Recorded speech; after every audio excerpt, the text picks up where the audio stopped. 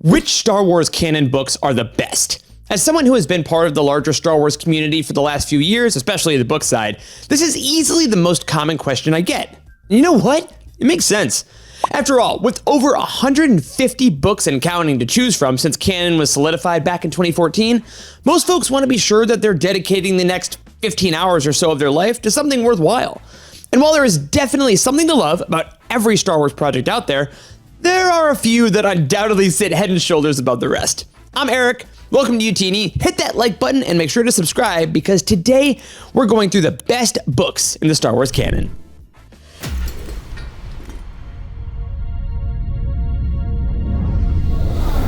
One of the best things about Star Wars is the constant theme of expansion. Since A New Hope was released in 1977, the galaxy has constantly been expanding with new characters, worlds, factions, religions, and anything else you can think of. And while the pure volume of Star Wars can certainly be overwhelming at times, this expansion has meant that nowadays there's Star Wars for everyone, and nowhere is that more evident than with the books. I mean, we have books about Jedi, books about Sith, adventures of the Rebellion, the clones, smugglers, and syndicates, and this variety ensures that no matter what mood you're in, there's almost a guarantee that there's a Star Wars book that's right up your alley. But the thing is, you still want to make sure it's worth your time, and that is exactly why we're here. But that begs the question, how can we ensure a book's quality? How do we decide what makes the cut? Well, there's the easy answer that all art is subjective, but there's the additional answer that here at Utini, we focus on 4 major categories when considering the quality of any individual book: the plot, the characters, the writing, and the entertainment. Granted, some books excel in certain categories more than others, but when you find a balance between all 4, that is where the true magic lies. Now, a few disclaimers before we get into the best canon books of all time. In general, we've tried to avoid multiple entries within the same series and have instead tried to focus on the best book in each one. So if this were about Legends, for example, we wouldn't include both Heir to the Empire and The Last Command. You'll also notice that we have a mix of adult and young adult novels here.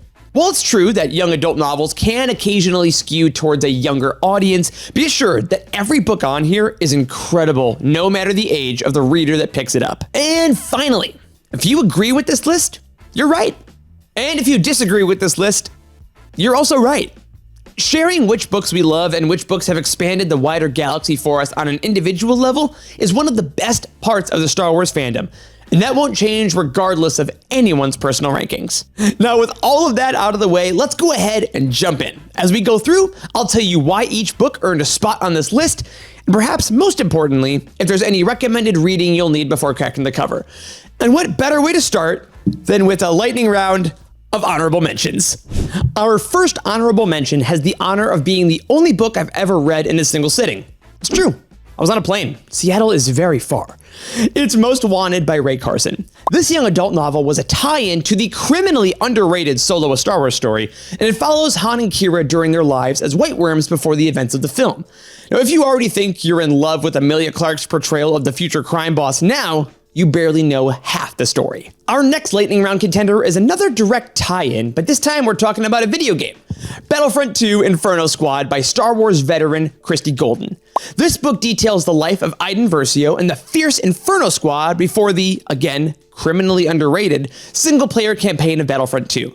Plenty of Empire, plenty of action, and look for Golden to appear on our full list in just a bit. And our final honorable mention honors one of the characters that practically begged for more expansion the second they came on screen, Phasma. Delilah S. Dawson gives us the backstory of the chrome-plated warrior, and in doing so, she also introduces Vi Marati, or Magpie, one of General Organa's best spies that you can actually meet at Galaxy's Edge. And while I love all 3 of these books dearly, there are unfortunately cuts that must be made. So, without any further ado, let's regroup, take a breath, and jump into the official best canon books of all time with number 10. One of the best parts of a new Star Wars movie is the guarantee of extensive tie-in material. More often than not, new films bring more lore, characters, and planets than anything else in the Star Wars galaxy.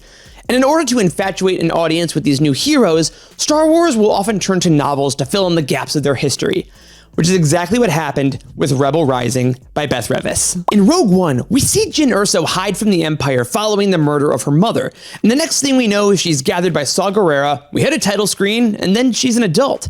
So what happened during that gap? Well, that's why Beth Revis is here. This technically young adult novel follows the story of Jyn as she grows up among Saw's partisans. She witnesses the atrocities of war firsthand as she's forced to grow up much too fast amidst a lifestyle of guerrilla warfare, and Revis captures the evolution of Jyn's voice and mindset perfectly as we see her evolve into the disillusioned prisoner we meet again in Rogue One. Rogue One's tie-ins were pretty spectacular across the board surrounding the film's release, but this book rises to the top without question and makes Jyn's ultimate sacrifice all the more tragic. Now, right on the heels of an intimate story, let's go to one of the most sprawling stories in the canon for number 9.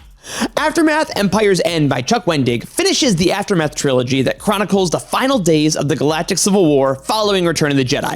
And it's at this point that I'll briefly say you should read the first 2 entries, Aftermath and Life Debt, before jumping straight into this guy.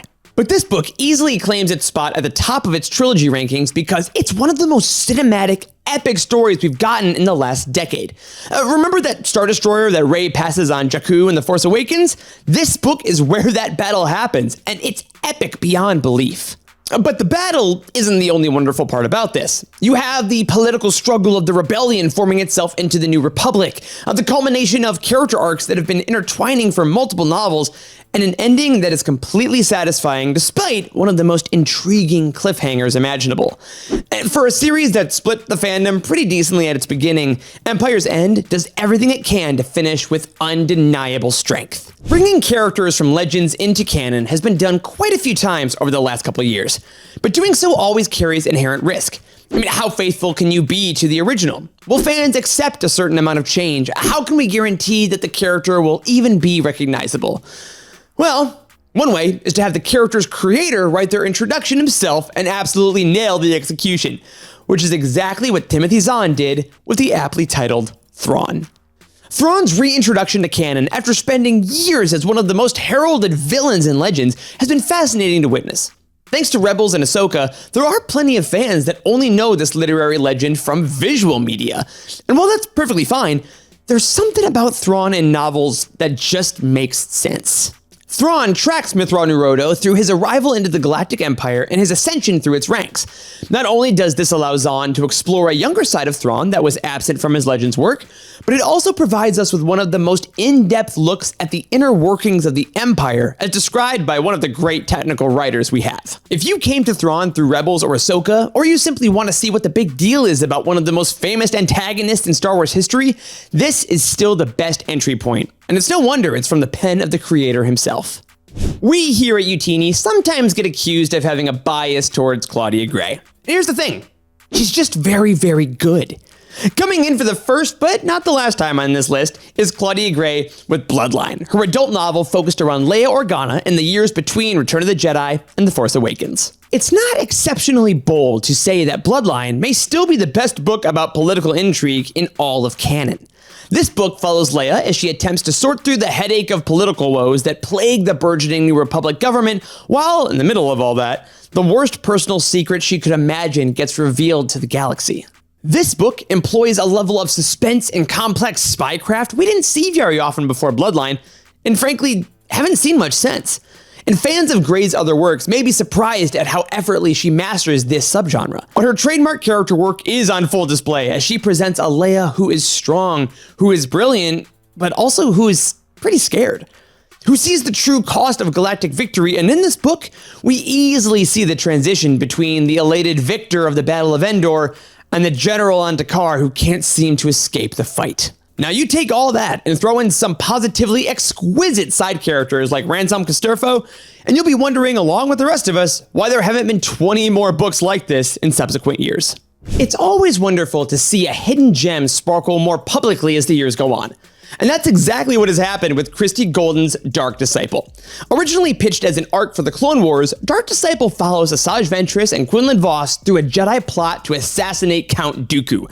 And along the way, they discover more about the Force, the Jedi, and themselves than they could have imagined. It's a pretty solid pitch, huh? Years ago, it felt like the Star Wars book community continuously talked about Dark Disciple in hushed whispers. But nowadays, the quality of this book is shouted from the rooftops, and for good reason. I mean, we're talking the Clone Wars, one of the most exciting eras in Star Wars, 2 of the most mysterious characters you can find, and a little bit of a love story to boot. It's electric. All of the external pieces surrounding Dark Disciple should make it one of the best books in the Star Wars canon, and somehow, Christie Golden defies those expectations to make it even better. As we get into our top half, I told you Claudia Gray would be back, didn't I? Well, back in 2017, she was one of the authors for From a Certain Point of View, the book of short stories surrounding A New Hope. Her story, called Master and Apprentice, focused on Qui-Gon and his counsel to Obi-Wan through the Force, and I guess she liked that pairing so much that she wrote a full novel with the same title 2 years later. Master and Apprentice is one of the best examples of pure Jedi adventure that we've seen in the last decade. The story follows Qui-Gon and Obi-Wan years before the Phantom Menace as they travel to a distant world on a mission for the Jedi Order. Not the most complex pitch in the world, but it also doesn't have to be. From the opening pages of this book, it is so quintessentially Star Wars in the way that Gray weaves action, humor, and introspection together. You'll meet hilarious side characters like Rael Averross, you'll witness two of your favorite Jedi twirling lightsabers in the face of unbelievable odds, and then you'll read some of the most insightful writings about the nature of the Force that you could ever imagine. It's a masterpiece. So remember how I told you we were only going to choose one book per series for this list? Well, I'm still sticking to that. But here's the closest we get to cheating. Because while we've already talked about 2017's Thrawn, we have not discussed the Thrawn Ascendancy trilogy. Because despite the titular character, it couldn't be more different. Thrawn Ascendancy Chaos Rising dares to ask the question, what if Star Wars were Game of Thrones? This series takes a look at the civilization of the Chiss Ascendancy years before Thrawn made his way to the galaxy of rebellions and empires, and in doing so, it creates a playground for Timothy Zahn with freedoms the likes of which canon has really never seen. Free from the bonds of any existing wars or factions, Zahn creates a series of books revolving around the great families of the Chiss. He introduces technology about how they navigate hyperspace, we dive into the Chiss naming conventions, and of course there's plenty of backstabbing, scheming, and naval combat. Now, while the titular Thrawn novel is possibly the most accessible starting point for the future Grand Admiral, it's hard not to read the Ascendancy trilogy and think that this is what Zahn has wanted to write about for over 30 years. And then there were 3. So it's only fitting that this entry is the final book in another sensational trilogy. Victory's Price by Alexander Freed caps off the Alphabet Squadron trilogy, and this series, my God, this series. Alphabet Squadron is the story of a squadron of pilots who all fly different types of ships dealing with the aftermath of the Galactic Civil War. But even more than that, they're dealing with the immense weight of their own personal demons. The series as a whole is Alexander Freed's magnum opus in the Star Wars realm, and it sits at the pinnacle of emotionally exhaustive yet rewarding storytelling. While you'll assuredly have to read both Alphabet Squadron and Shadowfall before arriving at Victory's Price, the reward is unquestionably worth it. Similar to Empire's End, Victory's Price contains a battle sequence worthy of the big screen, but somehow the emotional stakes of the characters are even higher than those of the galactic conflict in which they find themselves. Freed's ability to mix technical and poetic language is unmatched in canon. And as a final bit of enticement, this book contains one of the most satisfying endings in canon with a final sentence that I remember to this day. Before we get to number 1, we have the runner-up and the final entry for Claudia Gray on this list. This is a book that is constantly lauded by rookie and veteran readers alike, and for my money, it's still the best first Star Wars book even after all these years. It's Lost Stars. There is possibly no other book that is more intimately connected with my own Star Wars reading journey than Lost Stars. This book chronicles the lives of Thane Kyrell and Sienna Rhee, childhood friends who grow up amidst the Galactic Civil War, idolizing the Empire, and eventually take separate paths, but they keep finding each other. Not only does this book have the best original love story in Star Wars canon books, it also does the best job of humanizing every person in the galaxy.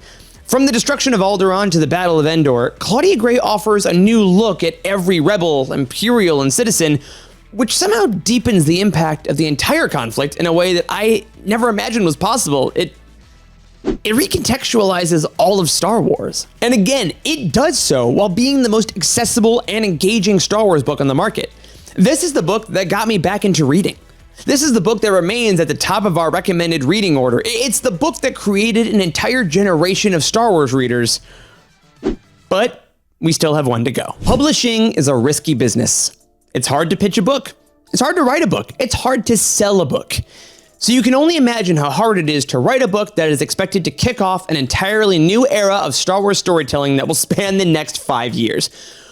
Well, now imagine that it becomes the best Star Wars canon book of all time. Light of the Jedi by Charles Soule is a masterclass in every sense of the word. It has some of the best written characters in Star Wars, it has action set pieces on par with any of the other books we've mentioned, and it is responsible for the years of light and life that have shined brilliantly since its inception. In establishing the High Republic, Soule not only started the momentum of the biggest thing to happen to Star Wars publishing since the acquisition, he also created a generation of fans who have an entirely new era to adore. Now, if we're being honest, there were quite a few other books from other High Republic writers that could have made this list were it not for our series stipulation rule.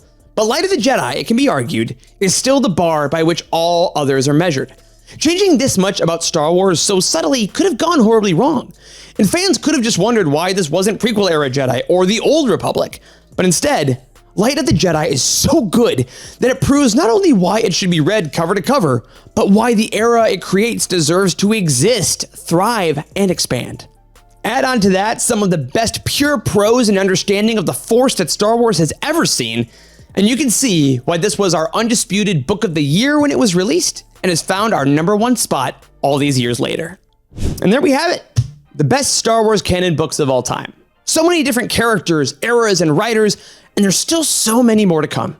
But for now, what are some of your favorites from this list? And what are some that you think we missed? Let us know in the comments, and be sure to check out all the books we talked about, as well as all the guides and recommendations you could ask for over on our site. Links, as always, are in the description down below. Until next time, may the Force be with you.